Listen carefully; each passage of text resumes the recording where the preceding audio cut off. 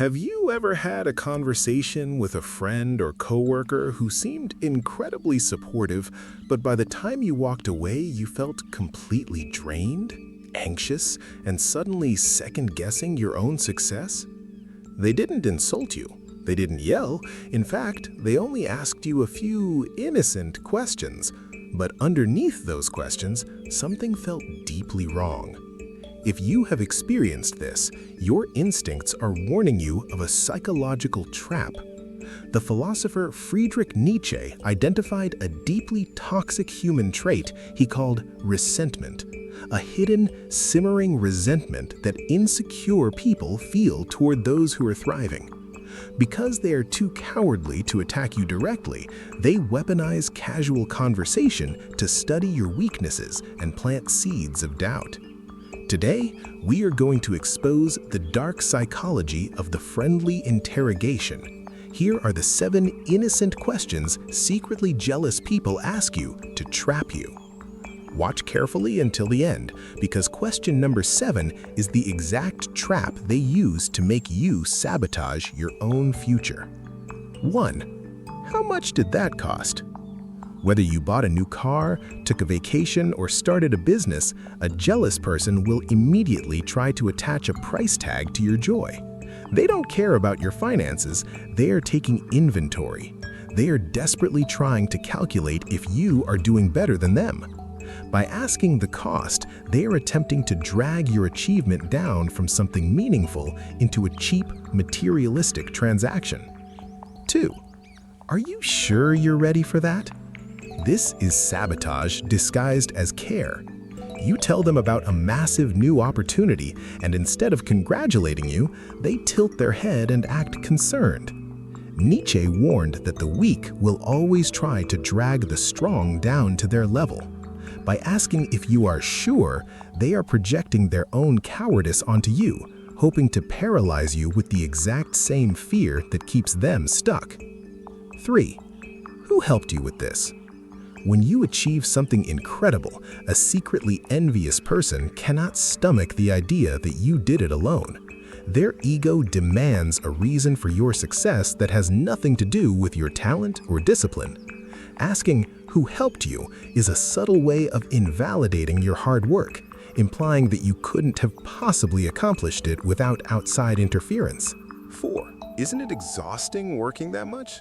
This question is designed to shame your ambition. When you are deeply focused on your goals, a jealous person will try to frame your discipline as a mental illness. They will act worried that you are working too hard or missing out on life. They don't want you to rest, they want you to stop making them look lazy. 5.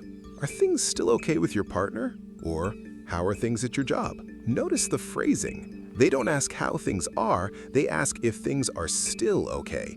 This implies they're expecting something in your life to fall apart. They're fishing for tragedy because hearing about your struggles is the only thing that temporarily soothes their own sense of failure. 6. You've really changed lately, haven't you? This is never a compliment.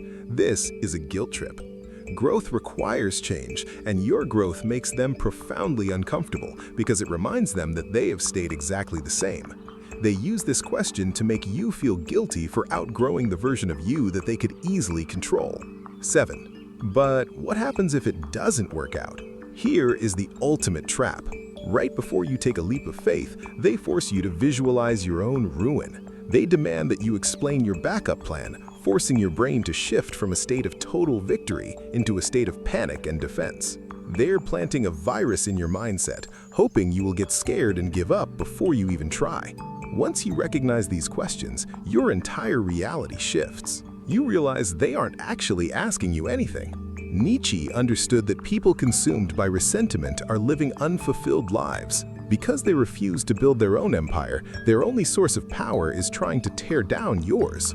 These questions are not curiosity. They are a psychological reconnaissance mission. They are studying your armor, looking for the smallest crack where they can insert their own misery. When you understand that their curiosity is just their own weakness bleeding out into the room, their words lose all power over you. So how do you handle the friendly interrogation? Here are 4 psychological defenses to shut them down. 1. The gray rock method. Give them the most boring, uninteresting answers possible. It's going fine. We'll see. Starve them of the emotional details they are desperately fishing for. 2. Answer a question with a question. If they ask how much you make, smile and ask, "Why are you so interested in my finances?" Force them to justify their rudeness. 3. Agree and amplify. If they ask, "Aren't you working too much?" Say, "Absolutely, I'm obsessed." Watch their trap fall completely flat when you refuse to be ashamed of your ambition. 4. Total silence. You are never obligated to answer an invasive question. A deadpan stare and a change of subject is the most dominant response you can give. Nietzsche taught us that the higher we soar, the smaller we appear to those who cannot fly. Do not let the earthbound convince you to clip your own wings just to make them feel comfortable. Protect your vision, guard your energy, and refuse to answer to anyone who secretly hopes you fall. Let them ask their little questions. You have an empire to build. If you recognized any of these traps today, leave a comment with the word armor to lock in your mindset.